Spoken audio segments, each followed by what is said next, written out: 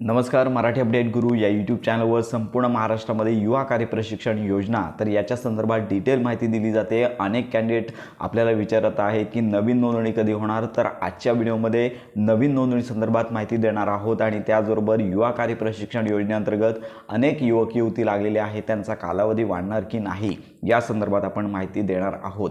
तर सगळ्यात महत्त्वाची बाब म्हणजे मुख्यमंत्री युवा कार्य प्रशिक्षण योजनेअंतर्गत अनेक कॅन्डिडेट लागलेले आहेत आणि त्यांचा कालावधी येत्या काही दिवसांमध्ये संपणार आहे. जरांगे पाटील सर असतील किंवा उपमुख्यमंत्री असतील तर यांच्याकडे निवेदन देण्यात आले आहेत.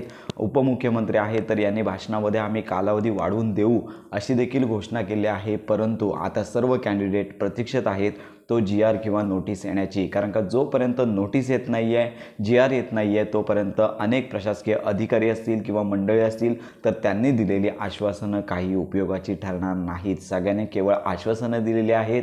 अनेक मुख्यमंत्री युवा कार्य प्रशिक्षण योजनेअंतर्गत लागले जे कॅन्डिडेट आहेत, स्थानिक संस्था असेल किंवा आस्थापना असेल किंवा प्रतिष्ठित मंडळी असतील किंवा मंत्री असतील, पालकमंत्री असतील तर यांच्या भेटी देत आहेत आणि यांच्याकडून आम्ही कालावधी वाढवण्यासंदर्भात विचार करू किंवा पॉझिटिव्ह थिंकिंग त्यांच्याकडून मिळत आहे. परंतु अद्याप मात्र संपूर्ण महाराष्ट्रामध्ये मुख्यमंत्री युवा कार्य प्रशिक्षण योजनेअंतर्गत जे कॅन्डिडेट लागलेले आहेत त्यांच्या संदर्भात मंत्री लोढा जे आहेत यांनी देखील भाष्य केलेलं नाही. अपेक्षित धरूया की येत्या काही दिवसांमध्ये या संदर्भात माहिती येईल. आणि आता दुसरा प्रश्न आहे की याच्यामध्ये नवीन नोंदणी. तर आता मुख्यमंत्री जे 100 दिवसांचा कृती आराखडा आहे जो मुख्यमंत्र्यांनी देवेंद्र फडणवीस जे आहेत तर यांनी घोषित केला, तर याच्या अंतर्गत कौशल्य डिपार्टमेंट ॲक्टिव्ह आहे.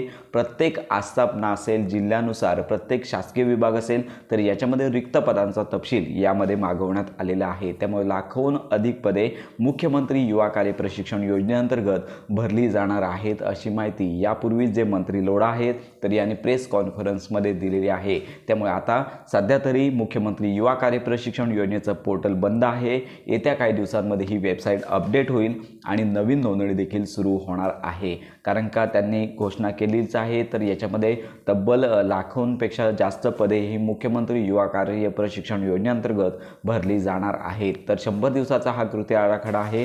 त्यामुळे नवीन नोंदणी नक्कीच सुरू होणार आहे आणि याचबरोबर जे युवा कार्य प्रशिक्षण योजनेअंतर्गत कॅन्डिडेट लागलेले आहेत यांचा देखील आता विचार होण्याची शक्यता आहे. तर अशा प्रकारे ही महत्त्वाची माहिती इतरांपर्यंत नक्की शेअर करा. योजनांसंदर्भात सर्व अपडेट मिळवण्याकरता आपल्या मराठी अपडेट गुरु या यूट्यूब चॅनलच्या कनेक्टमध्ये राहा.